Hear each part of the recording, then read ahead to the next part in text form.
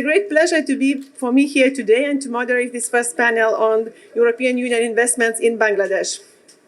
I'll give a short introduction, which is not a formal speech, and then I'll sit down to create more close connection with my panel speakers and to spark a lively discussion afterwards, which is probably the most interesting part today. So first of all, I can only repeat what was said by previous speakers, that Bangladesh, of course, is one of the most impressive, fastest growing economies in the world. We knew how the growth was impressive already before COVID for 10 years. It was already during COVID. And as you know, the last figures from yesterday, what were published by World Bank, that Bangladesh is in the South Asia region, which will be still growing very steadily this year and next year at the pace of 5.86% GDP growth, which is really impressive. It all means that it's a very attractive environment for investors naturally. But of course, as it was said by previous speakers, that FDI is still quite low in the country, which is the reality. So we have to see all together what are the problems, why foreign investment still lagging behind here in the country in comparison to the countries in the region and worldwide. We all know that there should be some elements put together in order to attract these investments. For example, it's very important to have solid infrastructures in the country. And in that aspect, we are noticing quite impressive developments in the country, with all the developments in the road infrastructures, with the developments in electricity connections, with the developments is such constructions like airport terminal. Another factor which is also very important for investors is young workforce. I think Bangladesh has quite a big competitive advantage and demographic dividend to attract investors in this regard, because workforce in this country is 65% out of 170 million, which is huge. So that's very important for the private sector it's interesting for private sector to come and invest here, because it's a win-win situation. They have workforce in their companies and they don't need to bring them from abroad, and local people have employment opportunities. The third factor, which is very important also to attract investors, is regulatory framework.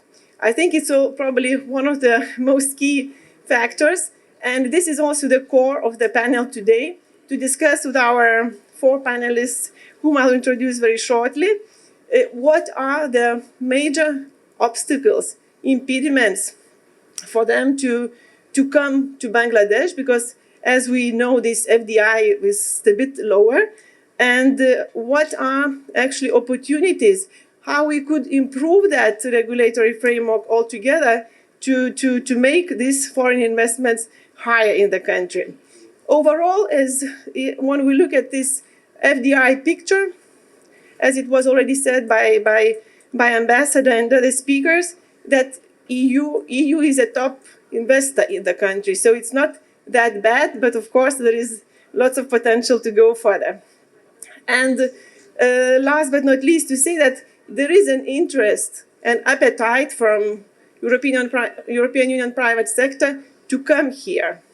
They have know-how, they have knowledge and interest to invest in different sectors like renewable energies, like agro-processing, like transportation, logistics, and many others. So just to finish that introduction, then I will move smoothly to presenting the panelists. So before I present briefly the panelists, of course, they'll have more opportunities and occasions then to speak more about their companies later. I very briefly introduce in 2 words myself. I'm the counsel at European Union delegation here in Bangladesh. It has been 1 year that I'm here, and in my team we're specifically focused on skills development and public finance management. Skills development is probably really key aspect in this country, because for investors, they need skilled workforce. So we have been working and will continue working also very closely with European Union member states, but also with the European private sector, how to improve that skills development in Bangladesh. Public finance management, it says without saying that is crucially important for favorable business climate in the country. If we have a transparent, if we have a solid PFM system, everything is more clear and more attractive for investors.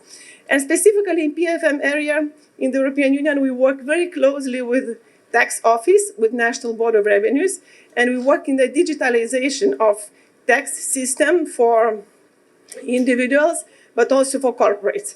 So this is something concrete that we're doing to facilitate the attractiveness of investments in the country.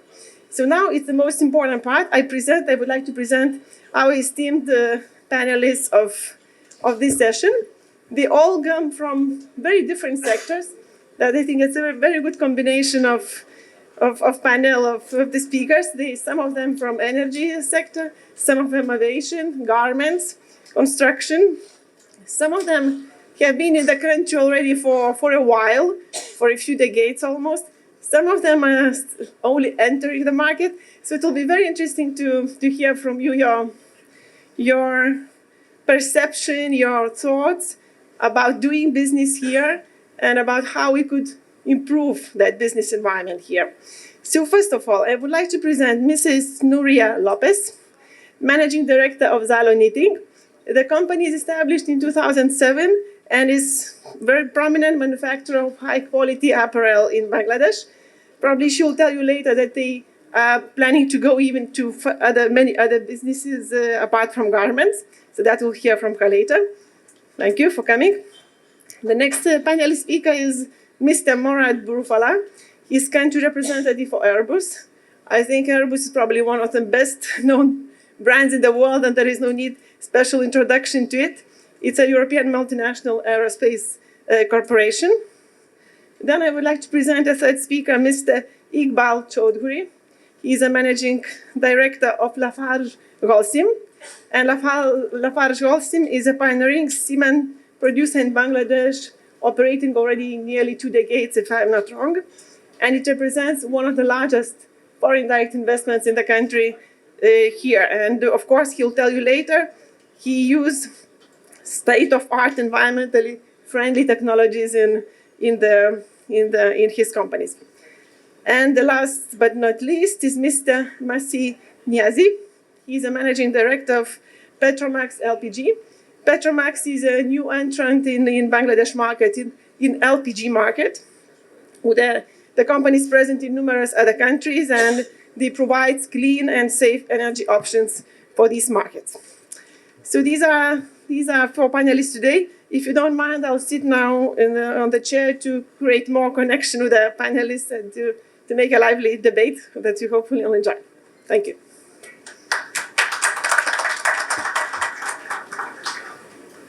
Okay, first of all, I would like to ask a question to Mr. Morad, who is a representative of the company who is just putting the first steps in the Bangladesh market.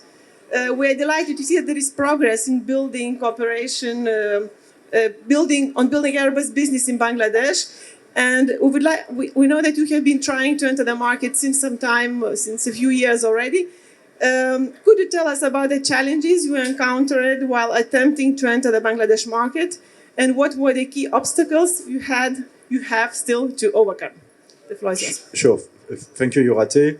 So, hi everyone, Excellencies. It's a real pleasure for Airbus to be here today. I would say, I don't know if we can say entering the market, because Airbus is present in Bangladesh for almost a decade. I think it will be more about entering in this market at the right level in terms of expectations. So we started our operation in Bangladesh in 1995 with like some Airbuses operated by Biman Bangladesh Airlines. And in the past decade, we also had the opportunity to work with some Bangladeshi customers like Bangladesh Army. And before going into details, I think it's very important, before addressing the challenges, that I explain a bit who we are, what we are doing, and where we are heading to allow everybody to be, I would say, at the same level of knowledge. So we are a proud European companies. Our 4 founders are France, Germany, Spain, and we are also the UK, who left recently the European Union. We are divided into 3 main business areas. commercial aircraft, you know, all the aircraft that you are flying with airlines, with Biman Bangladesh soon, Emirates, etc. We have a division which is called Airbus Defence and Space. We are manufacturing launchers, satellites, military aircraft, UAVs. We have another business unit called Airbus Helicopters, where we are manufacturing civil and military helicopters. So as you can see, we are like Europe. We are really diverse in terms of portfolio. When I will say we started again to have a big ambition for Bangladesh, of course we face some challenges. But I would say, you know, the challenges are not only on the Bangladeshi side; they are also on, I would say, on our own side. So, in terms of communication, how to convince internal stakeholders that Bangladesh is a country worth it investing. And I see that Chairman Lokman is there today, and I'm really happy about the initiative that you have taken with BSEC and BIDA jointly, the rise of the Bengal tiger, because I think it's very, very important to change the image, the misconception that some people may have about Bangladesh. And I'm working here for almost 5 years now, and I can tell you that I'm really amazed by, I will say, the engagement of people and the fact that, yes, we have concrete obstacles and challenges to take up, but there is a real willingness to make things better. And I can tell you that we made things better because we make significant progress in the past 1 year in both public sector and in the private sector. So, Minister Tipu Munshi, like we are very pleased that after the visit of the French President Macron, it was clearly a success for the European aerospace industry. You know, we are very proud of the commitment of the Prime Minister for the purchase of 10 A350s. We also signed a letter of intent I will say, for the procurement by the Bangladesh Satellite Company of an Earth observation satellite system. And you know that our ambition in this project is to set up a small satellites factory. So it just shows that Bangladesh is a country where everything is possible. What we need is really, I will say, like a courage, to connect with Bangladeshi colleagues, to understand better what they want, how we can help them to develop their country.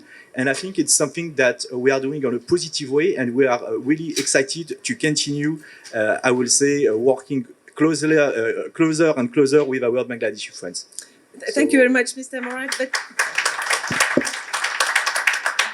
if I may, I still would like to know, are there any in the regulatory framework, are there any particular challenges that you could point out? You know, I have a lawyer background, so that's why I'm always answering the question at the end, you know, so it's a bit part of the process. No, yes, of course, the two challenges, as I said, it was the branding, okay, how we can help Bangladesh to have, I would say, a better perception outside the country. And the second one, of course, it's human capital development. You know, we are in an industry where it's very regulated, where safety it's a top priority, and we need to have skilled people. Today, there is a shortage of pilots, a shortage of engineers. So in a country who is exporting 10 million workers, you have a shortage of human capital. So altogether, I think it's not only the responsibility of the government, but also of private companies. We need to help Bangladesh to upskill their people. Perfect. Thank you very much. I understand that skills development is key area where we should all focus on to attract investors to Bangladesh. But are there, just the last question to you, what other improvements you think could be suggested to the government of Bangladesh to make the country far more attractive, apart from skills development? You know, I don't want to kill the presentation of my colleagues because I think in all countries it's more or less the same challenges, bureaucracy, corruption, etc. So I think you will address it. On my side, what I think is really important, and I'm not the best qualified to give any advice to any government, but based on my experience, I think what is really, really, really important is that you need to use big projects and I think the satellite project is a good example to upskill your people. So it's really important that you ask people to give back to Bangladeshi people. And, you know, I have the opportunity, I think I can share it 2 years ago during the state visit of the Honorable Prime Minister to meet with her, with the Airbus management. And the feedback we got from her was, I think it's really important that my people get back things. And I think it's what inspires us to work in Bangladesh with the spirit to not only be in a transactional mode, but to build together, I would say, an aerospace nation by supporting the development of the country. Thank you very much. Thank you very much for very insightful comments. Mr. Chaudhary, can I ask you several questions as well? Your company has been conducting successful business already almost 2 decades, if not wrong, and it would be interesting to know because you have been making substantial contributions to Bangladesh economy in terms of both technology transfer and sustainability. So could you elaborate more on that? And then, of course, it's a similar question that was to Mr. Bufala. What are the challenges you have been facing? As you're already well embedded in the market here for a few decades, are there any challenges that are recurring? Any new challenges that are coming up? So that would be interesting, your experience as well. Thank you. Thank you, Honorable Minister, as well as the BIDA Executive Chairman and the Excellency. And thank you, Charles, for inviting me. It's a great opportunity, and I'm happy that I'm sitting with all my foreign friends. So I have to represent my country. And yeah, so I think let me start with the bright spot or the real experience that we had in the country. Lafarge, this plant, whoever have visited, you have seen that it's a unique plant. And it was impossible to have this sort of facilities in any other country. And this is in the group, we are operating in more than 60 countries. This is the only facilities which is a cross-border, existing in 2 countries. So you understand, it was not possible for any other country, it was possible for in Bangladesh. And it was only possible because there was a strong support from the government whenever it was happened in 1996 till 2003.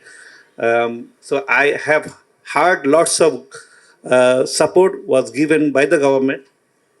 And not only in Bangladesh, it was in India also, because it was not possible to have this plant only in Bangladesh. The quarry is in India, and the cement plant is in Bangladesh, and there is a 17-kilometer belt, continuous belt, which is carrying limestone from India. So it was only possible, and it's a great success story, which in our group also we keep on saying that.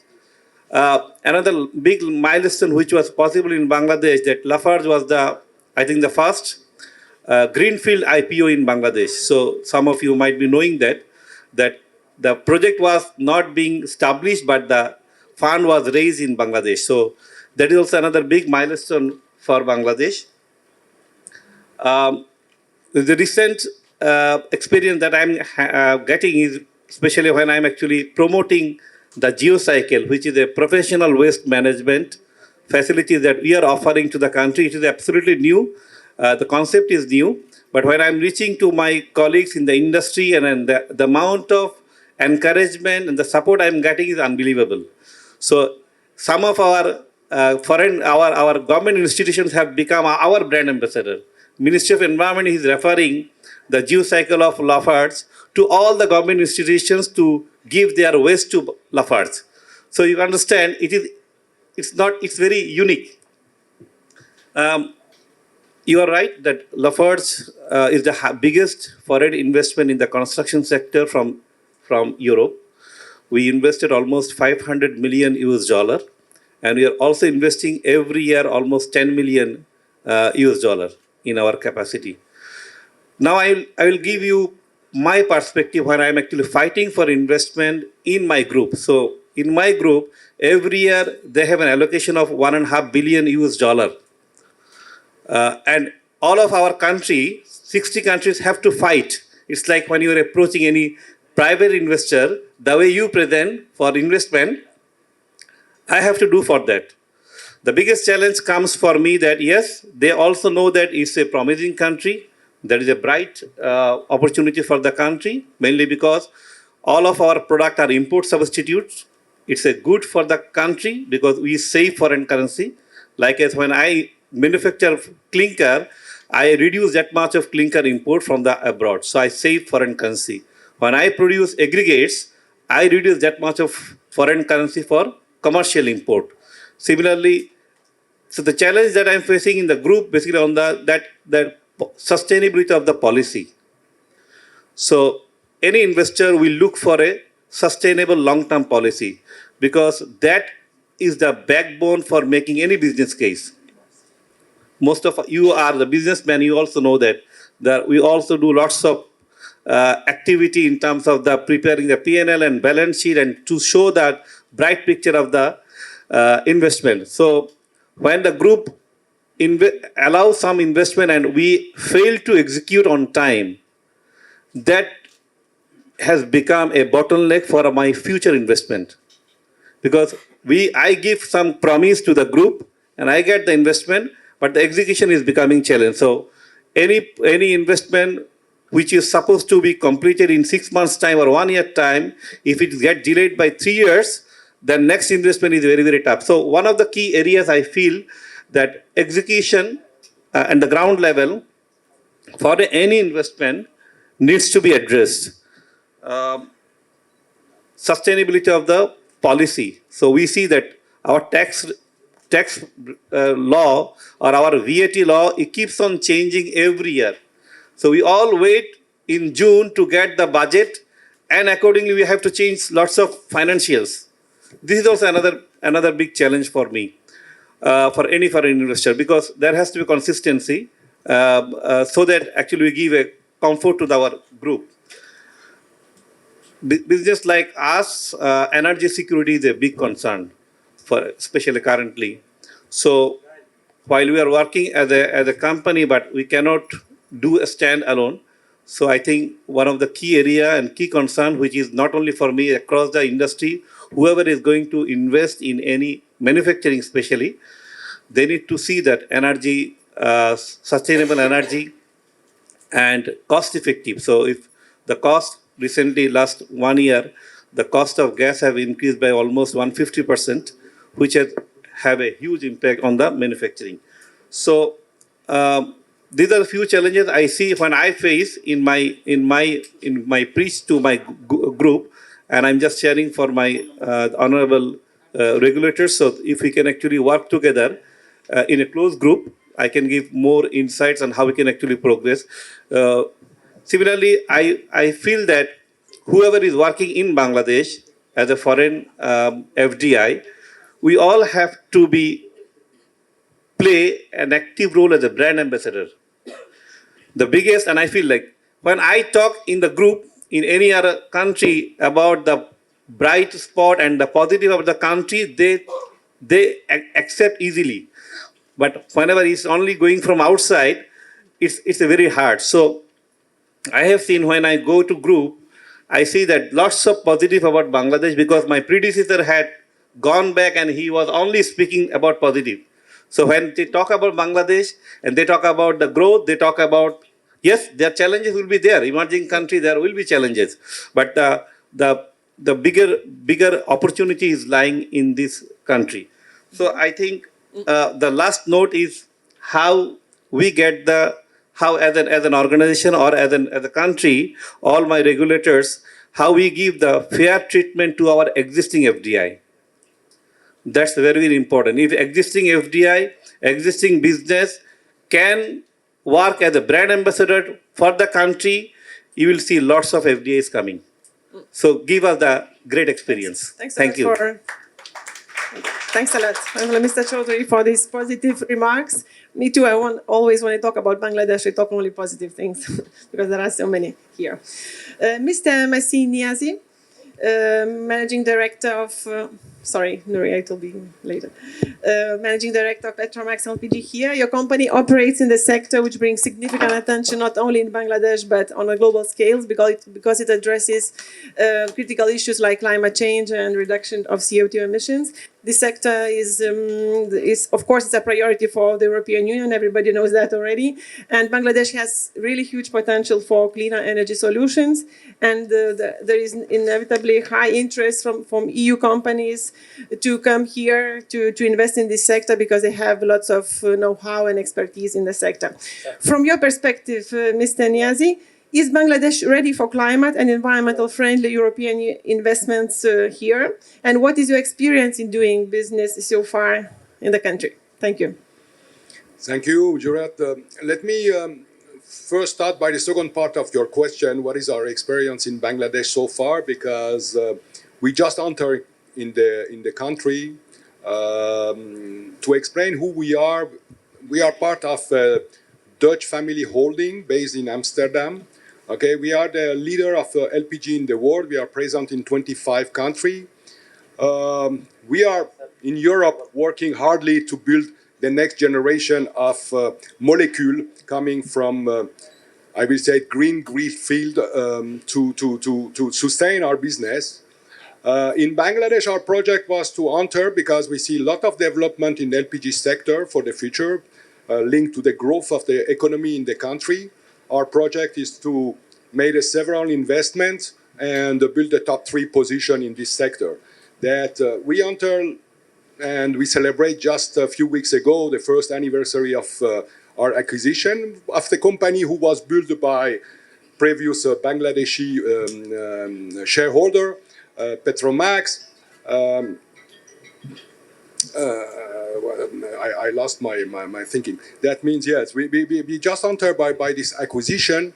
And so far, I will say the first 6 months was very challenging because my company is always operating with a local, I will say, management. And the first month for me was really focused to recruit those talent, Bangladeshi talent, to join us and helping us to make growth our business. I will say so far we are successfully implement our business, and now we have footprint in Bangladesh. I see two type of challenge right now for us. The first one, I think many of our company who's importing are facing is the shortage of dollar and managing letter of credit to import product. There is some side effect also of this short-term situation. I will give a brief example that for foreign investor, when you are having significant LC, nowadays the LC is almost for 6 months.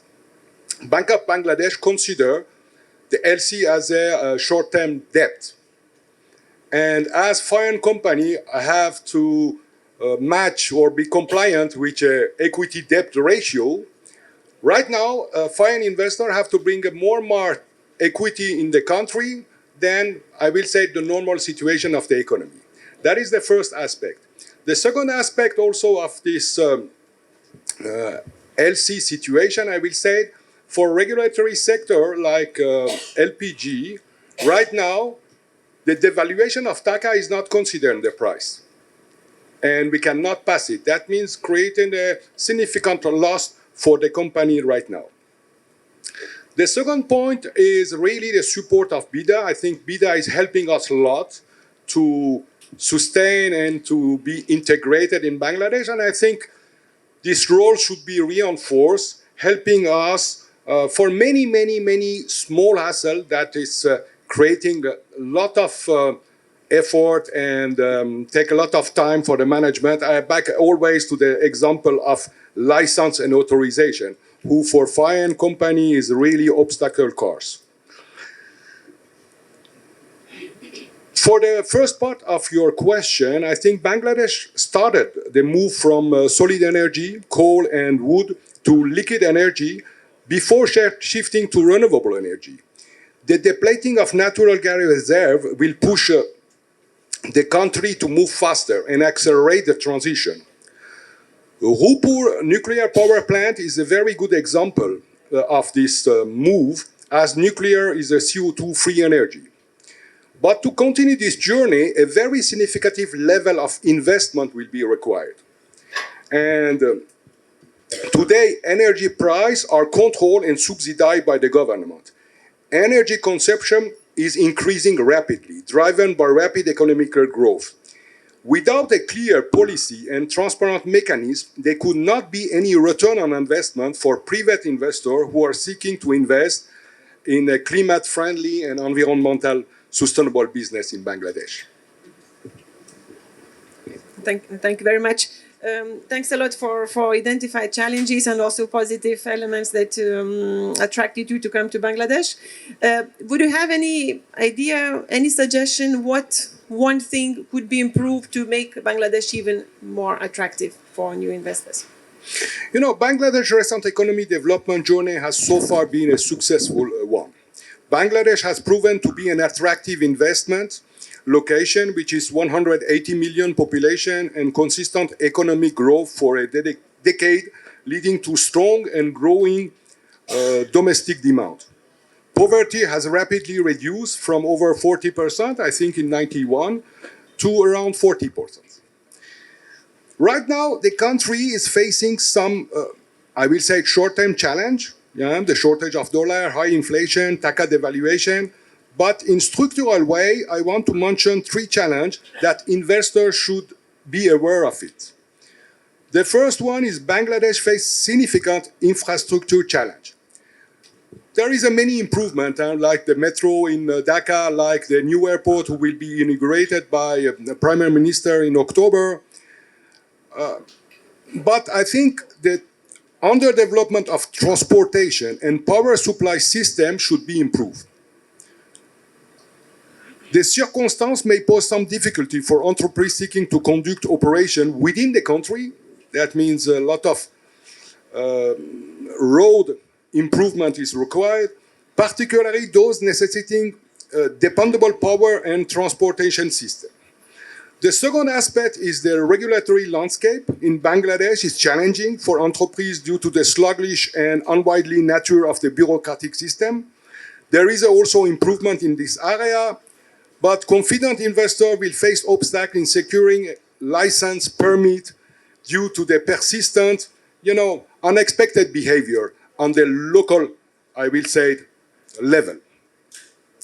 Last thing is about Bangladesh is one of the most exposed countries in the world to climate change.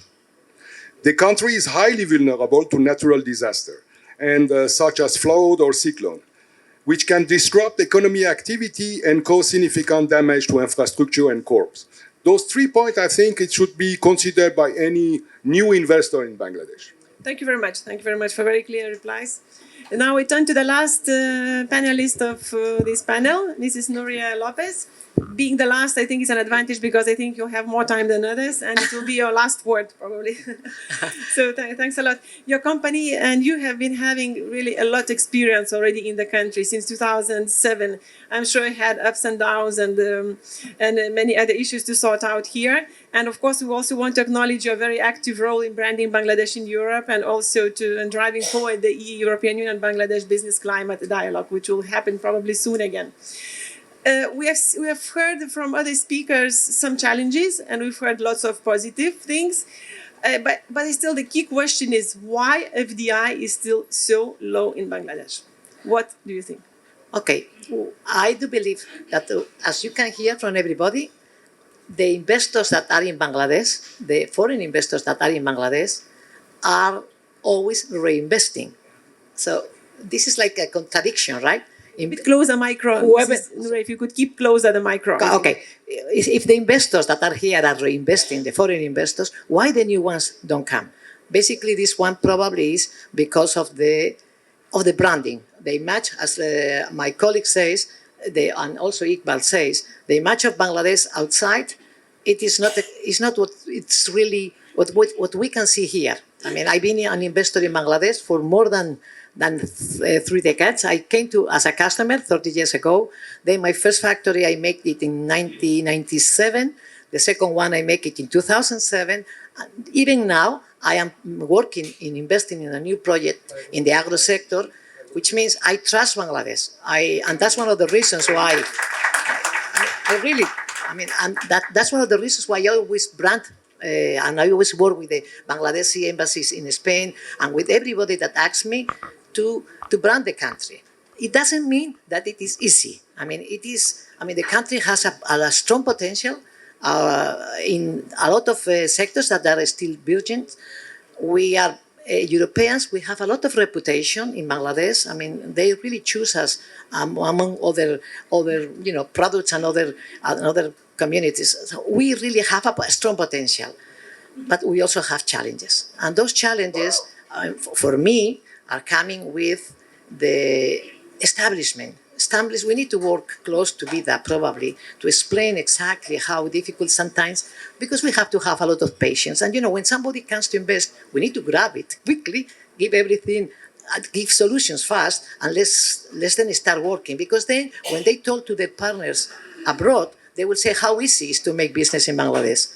So basically, the problem for the foreign direct investment is this wrong image that the country is having. Because the truth is that the potential of Bangladesh is huge, especially for European companies. Very good. As you have lots of experience, of course, in the country, what improvements could be introduced, maybe in a regulatory framework, to make it even much more attractive for young investors, for new investors? The first thing, as I say, is to send the message, which we are trying to send all the time, that this is a friendly country, and that when you come in here, you are going to have all the support of all the institutions. For us, for the foreigners, and it's not because our honorable minister is here and our chairman is here. For us, dealing with the Ministry of Commerce or dealing with the VIDA is easy, and we get a lot of support, and we are feeling always confident with them. It is not the same. It is not the same when we go to other institutions. So the message that the government is sending for a friendly country has to be a unique message. Cannot be only coming from some friendly stuff from one part and not from the other one. I will give you one example of something that we should never make again.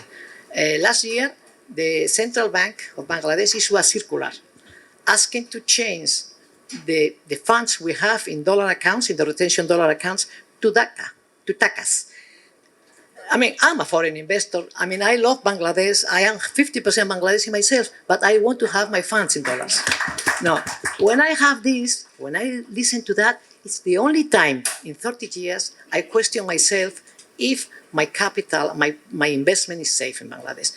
I have changed again because I love this country, but this message cannot be sent again because really it's not an easy message. And also, I will also tell you, maybe it's coming for a next question, but I'm always advancing myself. For us, it's very difficult to work with customs. For us, we always have challenges. HS codes. We are here to bring business to Bangladesh, but we are having always small barriers, which for me are not. I don't understand. They are not logical. Why we have problems in bringing something that we are going to be re-exporting, which means we are going to bring more money to Bangladesh, but every day. We have, you have restriction with this, you have restriction with that. We are solving it, but we are not moving forward. So this is another one thing. Thank you. Thank you very much, Mrs. Nuria. Thank you. Maybe Mr. Chaudhuri has something to add. So I'm just referring Nuria. Before closing this, I think the tone at the top is very clear. When we hear the Honorable Prime Minister, she always invites FDI. When we meet BIDA, they are always encouraging. In fact, we feel that, BIDA is our guide, actually. They are our big helper. Whenever we approach, we get the support. But somehow when the execution level, the message is not there. We always find that how things can be more complicated is being demonstrated in the lower level, which is not in the top.